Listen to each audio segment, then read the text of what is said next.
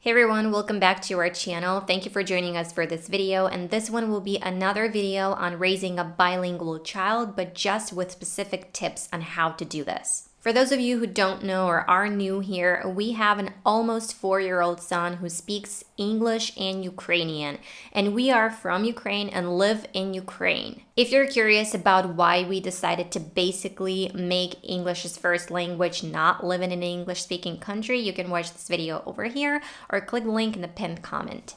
My tips are mostly for parents who are learning English themselves, non-native speakers, and would love to start teaching their kids English from an early age and would love for their children to be able to use it as their native language and also to raise their very own conversation partner. So my first tip is just start. If your child is under 6, you can easily start teaching and communicating with him/her in English and explain why you are doing that because they will ask. Children are amazing at adapting and they acquire new skills pretty easily. You'll see. The sooner the better, of course, but it's never too late. However, the younger the kids are, the easier it'll be for them because when they are little, they just soak up all the information.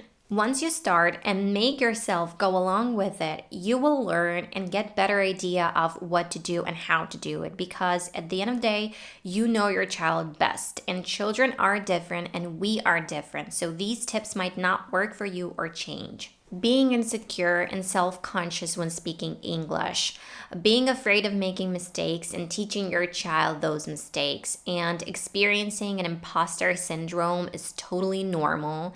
And I know that this question will naturally pop up in your head. How do I explain things to my kid in English? Because children ask a lot of questions, and sometimes these questions are hard to answer even in our native languages. And you will get into situations where you won't know how to explain something correctly and you won't be able to find the right words. Because the way people speak in movies and videos we generally watch in English isn't exactly how we speak to children. They don't use the vocabulary you would use with a kid. So I would watch videos of other parents and psychologists, as well as those on children's education, read articles, and follow people on Instagram who talk about raising kids in English, native speakers, just to get the idea of how to speak naturally in English to your child and what exactly they say and what vocabulary they use. Can I say that that was easy? No, of course I can't. But again, everything depends on your goals and motivation. Honestly, it's not going to be a problem for your child whatsoever. You're going to be the one who's going to have to do most of the work. And believe me, if you show your child that it's hard, that you're not enjoying this, and that you are shy to speak English yourself, they will follow your example. Children are sponges. They copy our behavior. That's why it's not worth lecturing your kid, but parent yourself because they don't pay attention to what you say if you do the opposite of that. So think about that. But it's definitely not impossible. If you're thinking about this, if you learn, or really want to learn or level up your English and you want your child to be able to speak it like a native, I highly recommend you start teaching them. Just think about the growth you will get and all those opportunities your child will get knowing English. Honestly, learning with your kid and for your kid is so much easier and so much more effective. Your kids will be your biggest motivation to learn more, explain better, search for something you don't know, and always improve. I myself don't know every single word or name for something, and sometimes I don't know how to explain something correctly, especially in terms of grammar. I just say that Mommy's gonna find out and get back to you, or give me a minute, I'll look into it. And this is how we learn, both of us. Decide on your goals and follow on your decision. This one's big. You need to decide, do you want to teach your child English? Some words, some phrases, just so they can get by in school and say something in English, but you don't really feel comfortable communicating with them in English. And I totally get this because it is a pretty uncomfortable feeling not to be able to express yourself as eloquently and clearly as you do in your native language.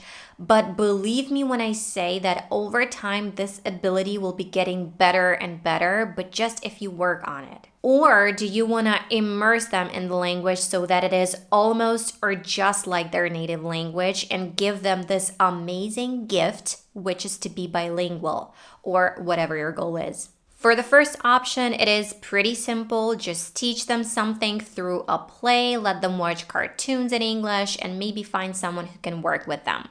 For the second option, you're going to have to immerse yourself in the language in the first place. And it might not be easy, but it's going to be really rewarding for both you and your child. And when it's about your baby, it serves a huge incentive for you to learn and improve and show an example. So it's a win-win.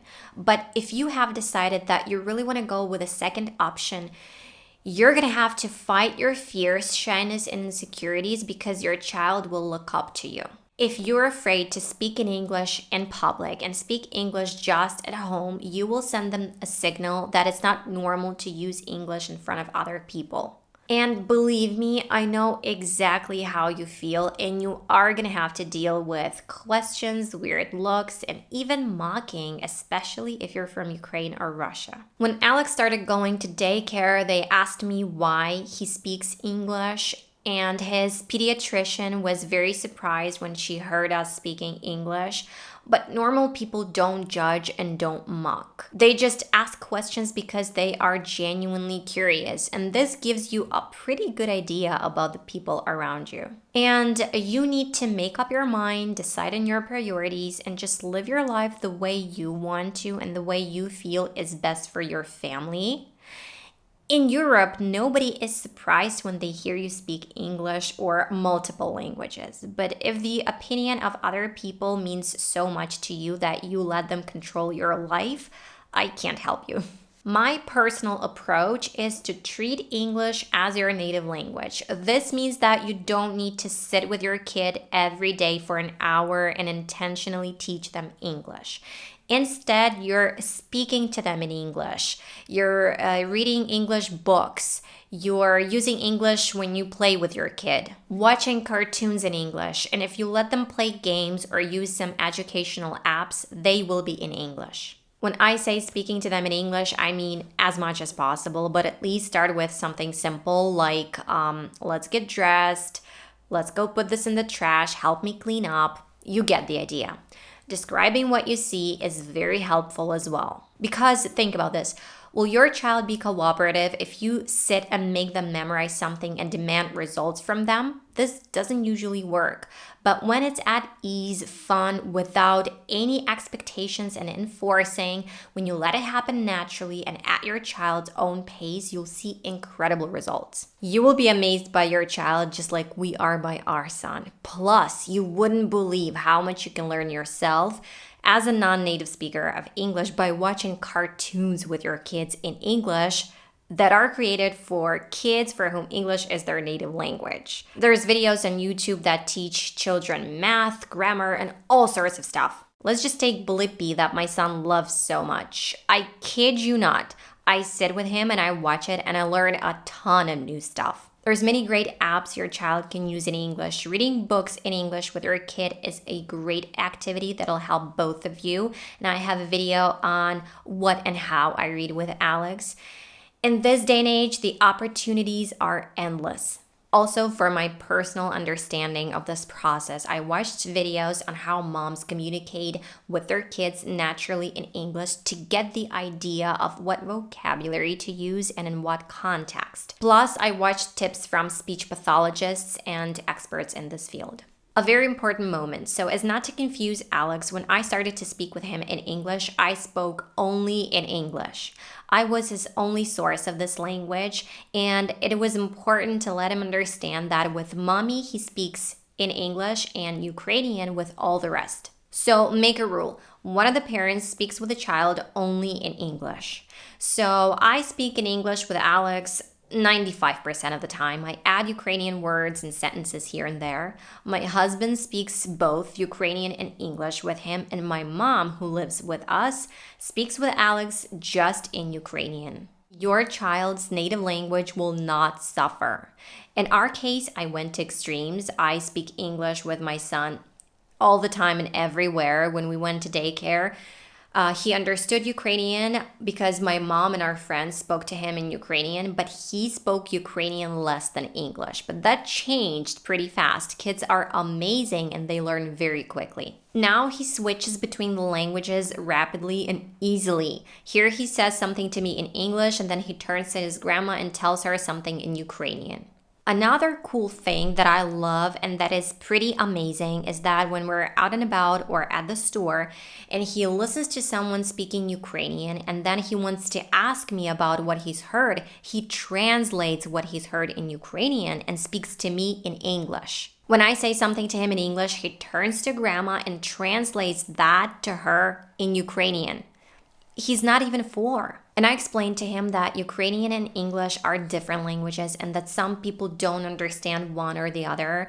And when I tell him that you need to speak to that person in Ukrainian, he switches. But I hope that you understand that we're talking about a child and a child's ability to speak at the age of 4.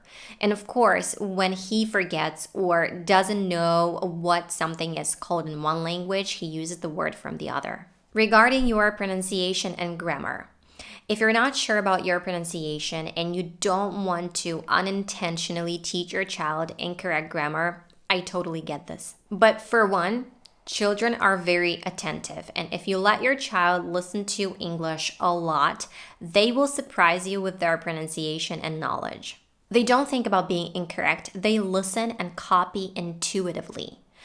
It's a sure thing that their pronunciation can't be perfect just because they haven't yet developed the dexterity of their facial muscles. About grammar, believe me when I say that it's not going to be long until they will correct you and say words you didn't teach them. For kids who are a bit older, like 5-ish, I suggest trying lessons with native speakers online or in person if you have this opportunity. I know, and this is not sponsored, that Cambly has Cambly Kids. Those teachers really know how to reach kids in the form of a game. Communication with the native speakers will be super beneficial for them.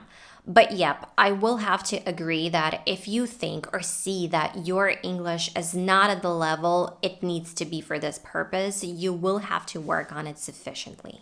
And also, overall, it would be great if your kid had the opportunity to communicate with other people in English as well, not just with you. At our daycare, they have English lessons every day, and I love the way they teach and go about their activities. So when Alex goes to daycare, where children mostly speak Ukrainian and Russian, but then they also have some activities in English, it gives him the understanding that English is not just some imaginary language that only he and his mom speak. Also, as we immerse ourselves in English, dare I say fully, Alex is surrounded by English. So when I talk to someone in English online, he comes up to me, listens, and also talks to those people in English. So he doesn't ask the question, why do we speak English at home? Because he knows that this language is used, but be ready to be asked this question and make sure you have the answer. Now let's talk about missing out on your child's native culture and not being able to connect with your child properly emotionally, as our emotions are tied to our native languages. I get this question pretty often. I don't see and don't feel like my son is missing out on anything. We live in Ukraine and there's very few people who speak English. Everyone around him speaks Ukrainian. He speaks Ukrainian. He goes to daycare, he communicates with other kids, and we go out and communicate with other people. Regarding the emotions, I can say from my own experience that I had to sort of grind my way into that aspect. Because being affectionate and expressing my feelings to my kid wasn't a problem at all. I could always find words and feel the proper emotions when saying them. But when it came to the actual parenting, dealing with tantrums, grouchiness, all sorts of explanations and in-depth conversations, That's where I needed to remember about my decision and follow it through and do most of the work. If we lived in an English-speaking country, the situation would be the reverse. We would speak to him in Ukrainian at home exactly so that he wouldn't lose this connection to his home country and would know the language. Where did I get this information and why am I doing things the way I'm doing them? For one, I just observed families around me. Here in Trinity, there's lots of bilingual families or even trilingual if we count the Russian language. Trinity borders with Romania, so there's lots of families that speak Romanian at home, but their children go to Ukrainian schools and they communicate mostly in Ukrainian or Russian outside of their homes. The Romanian and Ukrainian languages are completely different, and those families don't do anything special and don't teach their kids intentionally except for communicating with them in both languages. I also watched lots of videos of Spanish speakers that moved to the US but still speak with their kids in Spanish at home. And although their kids communicate mostly in English, their Spanish is perfect. So it's not something new or strange or impossible. Where there's a will, there's a way. And I know that it's not the same thing because in those cases, English or whatever the second language is the native language for at least one of the parents. But I'm talking about the concept. I'm putting this concept to use. Okay, guys, I hope that you found this video useful. If that was the case, give it a like, subscribe, and I'll see you in the next one. We'll see you in the next one. No. Mom, why do we have one pop? Why do we have one sky? Because there's just one. We need a lot of them. Так. І це їде. А то їде машина, правда? Це їде, і це є. Ні, це плаває. Це плаває, а це їде. І це їде. Бо це машина. Ага. Кажи, машина. А це? А це що? Helicopter. Гелікоптер. Вертоліт. Вертоліт. Ага. І що він робить? Літає. Ага. Скажи, літає вертоліт. Літає вертоліт. Так. І закрився. І закрився, і полетів. Що ти тримаєш, Алекс? Що ти тримаєш? Hamster. Маленький? No, I need to put him in the floor and he will walk. Ух ти! I will put him in the floor and he will walk in the floor. Це гамічок. А це гамічок бігати хоче.